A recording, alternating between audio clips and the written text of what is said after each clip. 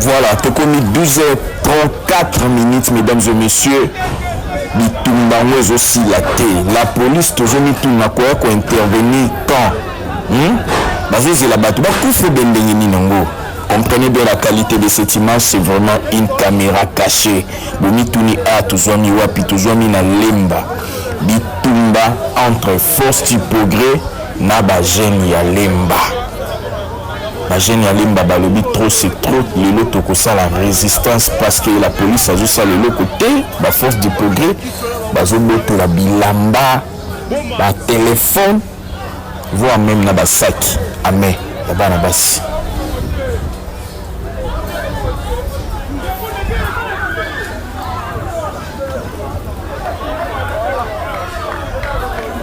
bota la bino moko tension les uns à inda ou des autres c'est une phare de cette année à intervenir.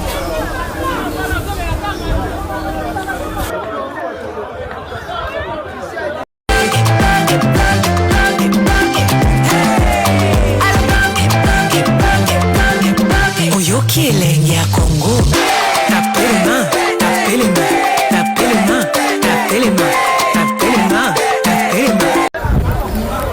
Voilà, t'es commis 12h34 minutes, mesdames et messieurs. Bitumbango aussi la thé. La police, toujours mis tout n'a quoi intervenir quand c'est la bateau. Comprenez bien la qualité de cette image, c'est vraiment une caméra cachée. Bomituni a toujours mis wapi, toujours mis na lemba. Bitumba entre force du progrès na ba jeune ya lemba. La jeune ya lemba balobi trop c'est trop lelo tokosa la résistance parce que la police a juste le côté la force du progrès bazo boto la bilamba la téléphone voire même na basaki amen ya bana basi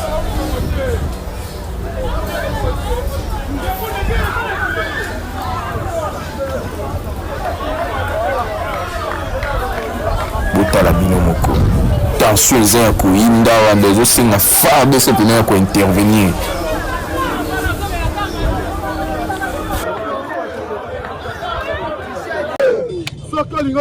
La message comme la moine sur un gil et comme la moine sur un tiangu pour le moment Vandana Ndaku total mambo papa Mozambo ça moi nous sommes à Katia tiangu quand sentiment na yo oh marche de santé oh marche moboboy on a Katia tiangu relega tamuke si tu veux changer constitution mbo on est tous dans diversion soki bino olobi ke tendenge to saboye to financer ba tumbongo ba na marche de santé biso to zali lisu ko ali lisu to ko beta yo to ko boto na polo soko zali mo to ko saboter yo to zali mo beto ko saboter yo to lobi lokona to zo mo ko za mboka ko zali congolais ko za souci ba congolais azola na butu mo ité ko na Congo na za la bien bino lokona bozali ba ngunya république bozo ba dongo na misu bozo lia ba mbongo na bango.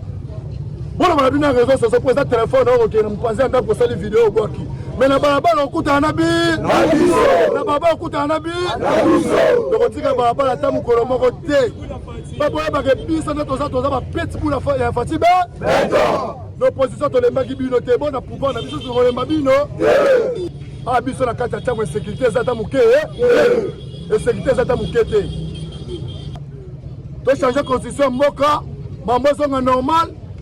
Congolais ali ya bien, Congolais azala bien, Congolais atambola ndenga lingi, Congolais qui peut souvent respecter quoi Congolais. Ce qui est en administration, oh boye, oh bafwa basha ekenda bato tikala ba tofandaki bango moko nde babandi guerre baye bakake changu oyo eboma barebele baleka te tangu tompesha toboma barebele na changu bango bazalaki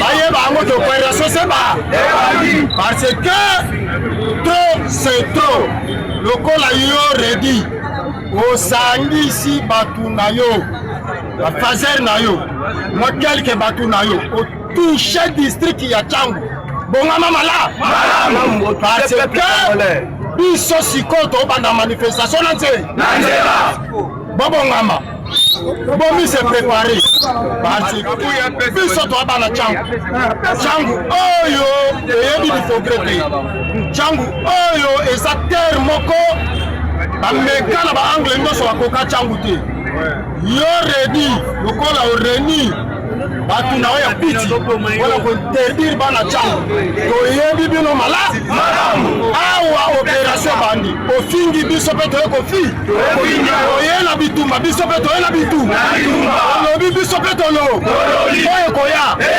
bafwa bashala opération bandi bobongama malamu La Mouka ne tombera pas. La Mouka ne tombera pas. La Mouka ne tombera pas. La kana kanda la Mouka kana ka. La kana kanda la Mouka kana ka. Kambo oyo bango baluka keseko. Akambo bango baluka keseko. Ekoki pamba te Félix Tshisekedi na Augustin Kabuya bani basaka na pepe ko. Mama papa oyo nyonso azali na mwasi azali na mobali na ndako kulana na kanda na Mouka kana ka. Tango balobi bakoviole bana na bino, tango balobi bakoviole basi na bino, biso mtolobi yango. Biso mtolobi yango. Bakoviole basi ya pepe ko. Bakoviole basi ya pepe ko. Bakoboma mibale ya pepe ko. Yango biso la Mouka incident aussi décision. Lukanda kuya dipo. Kapa slipogala na kifa.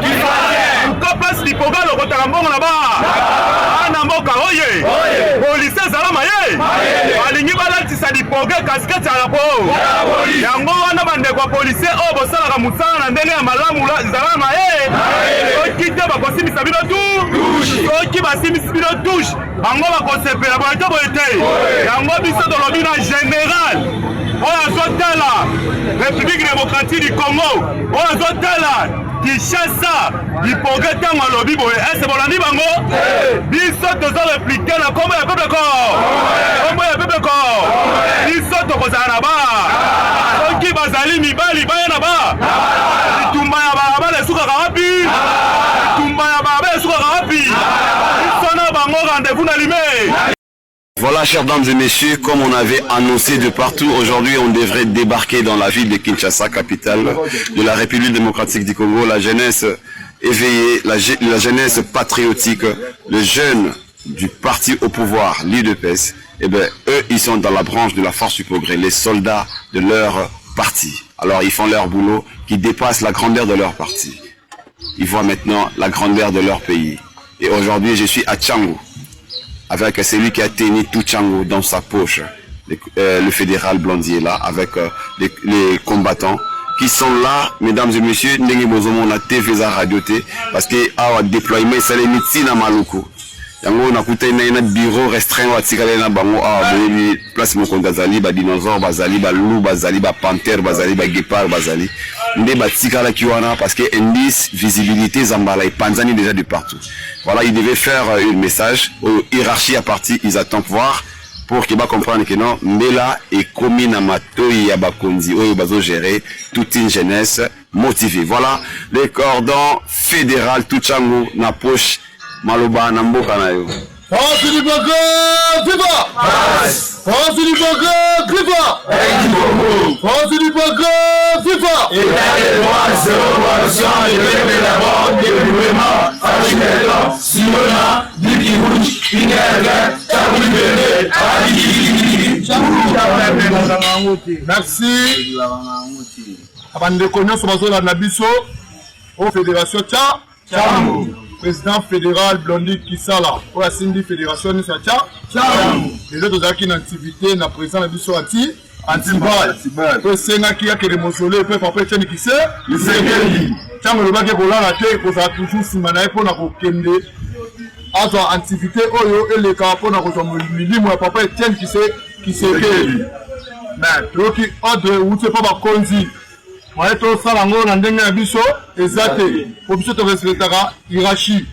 Par le bien biso, activité pour la journal et l'eau, les alités, activité pour le Tchango, pour le Koya.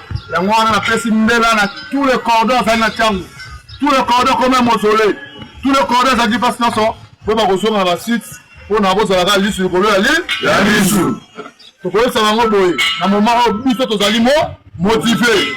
pourquoi tozotikela gouvernement ya IDPS bolongola bamboa oyo na balabala bamboa oyo bozongisa bango na bashene bango moko balobi ke baza ba pitbull azali mbwa oyo aza na virus aliaka moto mais nalingi naloba na bino boye pitbull aliaka moto mais soki pitbull akutali na nzoko ube na lion ube na léopard ube na ngando na mai bakomela ye mpo aza pitbull lokola bino bolobi ke boza bambwa ya Félix Antoine Tshisekedi président ya toute une nation bino bolobi ke boza bambwa na ye mais bokendaka misala te boza na misala te boza kosufri talina botoki bombeli biloko makasi bobandi biloko bana bamédia boza koluka rancune entre bacongolais na bacongolais bino boza na besoin bandeko na biso baluba bakoma na insécurité na mboka wana bo retirer boleka na média bo retirer salité na bino bochi kosala wana na média ube soko bomeki kosala biloko bozobani ya solo tokotumba bino na mboka wana. Ne blaquez pas avec nos citoyens, ne blaquez pas avec nos mamans. Bozolo bakote mwana mwasi tokosabote bino bobi pasa kobota bobi souffrance za na mboka wana bakongole bazo defa mapa bakongole bazo bundela mai na bapompe bakongole bazangi courant bakongole bazangi meme ya kolia oyo bamama bazo kemba basia basola bazo kemba ba général bazo bonga ba ministre bazala na ndako minene botala pasteur Walesa na tamba kana ba jupe combien de Djibouanga Kotanga? Est-ce que Azat a la boulangerie Moko? Azat a la boulangerie nationale. Botala Moïse Mbi, Azat a la boulangerie. Ata hôpital ya Pambaou. Ba musicien bino bozo kumisa wana. Ata boulangerie ata hôpital mba pesa bino bakongolo kola cadeau. Po bokumisa bango. Mais boza wana bozo binyela, ba vakabo, boza ko yembela bato bazanga tina. Félix Antoine Tshisekedi alingi biso te apimeli biso identité nationale tozala ba force de progrès ba mbwana balabala ba mino epola botoki bozala kola ba uta ba vrai ba dikando ba papa na biso ba mama bobima na balabala bosomba ba tramontina boluka milangi bocha ba essence na kati na ba pétrole bandeko na biso basi boka makintaba ba papa na biso ba vrai combattant bana mboka le seul moyen ko bana bino ke tozo bunda ensemble bobi mana ba balabala bosala opération Tumba église tika bandimi bosala opération Tumba église tika bandimi soki to sisi na ba église to koti na ba député soki to longwa na ba député to ke na ba ministre ngana za njilwa soko zui quartier 13, quartier 5, quartier 6, ils ont vécu une insécurité moko na habité ni na kolobela. Mais comme sabiso, ce que comme la constitution ya mboka, bato bazo bima ko défendre constitution na énergie moko na habité na kolobela. Toko ta place wana toko. Si autant tozo lobela insécurité na njil. Nani o déjà a telemi koloba po na bana njil. Très bien. Parce que l'insécurité au Banjil bazo vivre. Moto mon côté azola la kimia na ndaku na yi. Mais kota la boye tozana ba souciat. Kota la boye ba gêne ba comme problème na njili. Très bien. Donc so ba monika kabasele le kifo ba kim. Mboka nini oyo cause la gêne comme infraction. Mboka nini oyo l'État na place à sécuriser. Ba peuple na ye na ba bien na ye. Le peuple a comment exposé. Donc peuple a comment koluka Koganga pour l'État ayoka ye et pourtant l'État naza kolondaku. Donc papa nyo surtout azaka na souci ya ndaku na ye. Donc bana faut balia, bana na faut bazala sécuriser, mais lorsque peuple a commis koluka ko organiser ba marche, cela prouve clairement que tous abandonné. Et maintenant peuple a déjà abandonné. Ndengeni na koko beta tolo kaza na ba dirigeant. Alors bazo proposer ko sala, bazo préparer ko sala marche. Alors, Bougumestre, est-ce qu'il y a des makambo yangote pour na matisa? Parce que marche va pour bayo kavwa na bango. Bougumestre azo salani. Soki biso toza na souci. Kimia oyo bakonzi bazalaka nango bisika balalaka. Nenge pe biso poto ba kimia wana. Très bien. Parce que biso ne to vota bango. Soki bango bazo diriger lelo, et ça pour peuple né aza souverain, primaire. Très bien. Mais comment est comme l'inverse? oyo bapesi bango bibonga bazovivre na insécurité totale mais bango oyo bazwi mandat epai ya peuple bazo bien sécurisé lelo congolais azovivre na vie moko soko tali okondima te ke congolais asalaki élection parce que élection on voit le peuple donc surtout so balelo ke oza nani on aza député okomona aza eli wapi na peuple so tel peuple vie aza nango na ye muto ba vota nana aza bien sécurisé. Très bien. Donc comment est-ce marché que lorsque tous les dirigeants au babandonaka peuple na moment porté. Merci. Merci Fumo Congo, merci. Merci la précision en tout cas bandeko la police weba ndenge bosala. Loba kitaba mata tozo marché. Si ba ma biso ba siati ba ana ndito atana 1,899,400 mais ceux qui va armer mettre ba mona la raté. So muta kufu ba kumne ba kei ba ba yesi ko wa sikotala o bakanga ba peuple ba pension ba tambola o ba sala quête akata buso ba ndabo buso ko marché so ba parti se beto ngo bondo to beta bango beta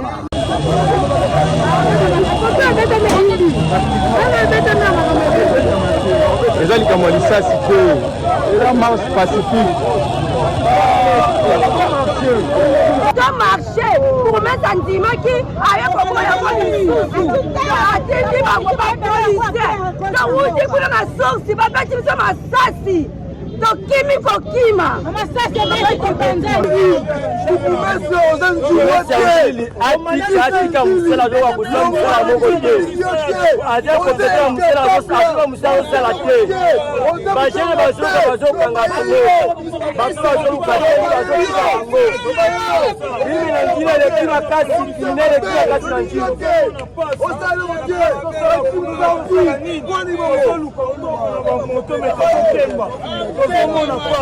mobilisateur la mobilité la politique il fallait mobilité pour la insécurité mais la cam il y a mobilité la politique on casser marche il y a un moniteur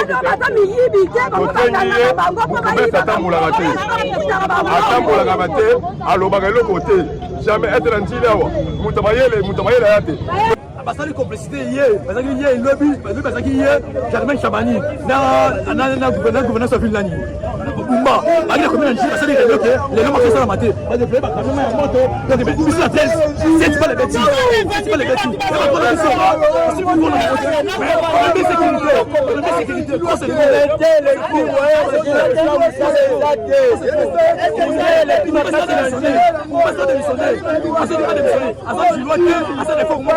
Assez compétent, pas démissionner s'il vous plaît. Pas démissionner au sens qu'il y a démissionné dans la personnalité. C'est trop. Insécurité, la commune a vissé un gile les aïe boétini. Alors le moment là va dire comment les gamines, il y a une complicité à Bacha, ils ont compris en côté. Alors pourquoi va au côté la bâtiment? Bakanga va péter le côté même qui va péter moto. Parce que suffit va péter la moto, tout ça on a déentué. On a déentué Kimbuta, tu as un premier en tuer Yannick. Donc s'il y a un problème, pourquoi on a dit que comme ça la mi-côté, pourquoi on a tué on a été battu à la quai, parce que c'est pas les gars. Mais les gars facilement, facilement. C'est comme on a empêché la marche pacifique, pour qu'elle limite partout. Parce que la web, putain, on va crier ça là. Papa, tu me dis à un parti pour que ce soit bête, tu me sens pour un accompli. Et nous le banni. Peut-être ambulaté. Tout le vélo, tout à la rane, n'engwana. Na butwa le toyoki ka selon dit que nde bato baleka kana tongo koyoka kama kambo bamasase beti butu boye na makungu bakote libati na ngapila pe bakote libati en tout cas butwa lelo masasi butu mobima banda 1h30 ba 3h boye tomoni makamba wesi. 48 heures après la démission de Vital Kamerhe et du père sort de l'Assemblée nationale, et aussitôt les députés et sénateurs mosaïques de l'UDPS déposent une bombe sur la table du Parlement. Changement de la Constitution. Félix Tshisekedi est-il prêt à tout pour se frayer un chemin vers le troisième mandat? Après des semaines de tensions internes et de pétitions, Vital Kamerhe a choisi de démissionner de la présidence. Moins de 24 heures après, des députés et sénateurs de mosaïque réunis au Palais du Peuple soutiennent ouvertement la relance du débat constitutionnel. Président Salvatore pour l'intégrité territoriale, beaucoup y voient une fenêtre politique. Le fait de Kamere est écarté. La majorité s'en et promet à tout mettre en œuvre. La réforme est vendue comme un outil pour mieux défendre et répondre à une guerre au bruit à l'Est. Selon le pouvoir en place, 5 ans seraient trop court en pratique pour un pays en guerre et en voie de développement. Une constitution issue d'un compromis de la paix imparfaite et rédigée sous forte influence extérieure par les Congolais. L'opposition crie à un coup d'État constitutionnel. Martin Fayulu Katumbi et Matata Mponi voient cette proposition de changement de la constitution comme un prétexte pour s'éterniser au pouvoir. Une chose qui est admissible pour l'opposition. La majorité répond, on ne révise pas, on remplace la constitution par une autre via un référendum. Pour la CNC, la réponse est non. Le référendum est un risque pour la cohésion nationale. Les évêques de l'enseignement de républicaine, la RDC a bien d'autres priorités. Équiper notre armée d'équipements pour mettre fin à la guerre qui persiste à l'est de la République démocratique du Congo. Lutter contre l'inflation, les chômages de jeunes, des écoles et des hôpitaux sous-dotés, infrastructures manquantes, peut-on mobiliser des dizaines de millions pour un référendum quand un enseignant, un infirmier, un policier disent à peine à être complètement payé. Le danger est là. La société est confrontée d'un côté une narrative officielle, la démocratie, les peuples tranchants par un référendum. De l'autre côté, l'opposition, c'est une porte de glissement vers une présidence à vie. Si l'on franchit les barrières des mandats, on entre dans ce système qu'on appelle le club constitutionnel élastique. Celle qu'on adepte aux ambitions d'un homme. La majorité pousse la CENI à organiser un référendum d'où le peuple sera le maître. Mais sans observation internationale et équité médiatique, ce référendum risque d'être une formalité contestée. En moins de 24 heures suffit seulement pour faire basculer le pays dans un débat explosif. Vital Kamerhe est parti, le champ est libre. Pour ce qui ressemble à une préparation de terrain pour 2028. Mais n'oublions pas une vérité simple. La Constitution n'appartient pas à un homme, ni à un parti politique. Elle appartient au peuple. On peut le réformer, mais jamais la transformer en instrument personnel. Et si nous, citoyens, nous gardons les yeux ouverts, si nous ne mettons pas les promesses, si nous ne les rappelons pas aux dirigeants leurs propres serments, nous serons les responsables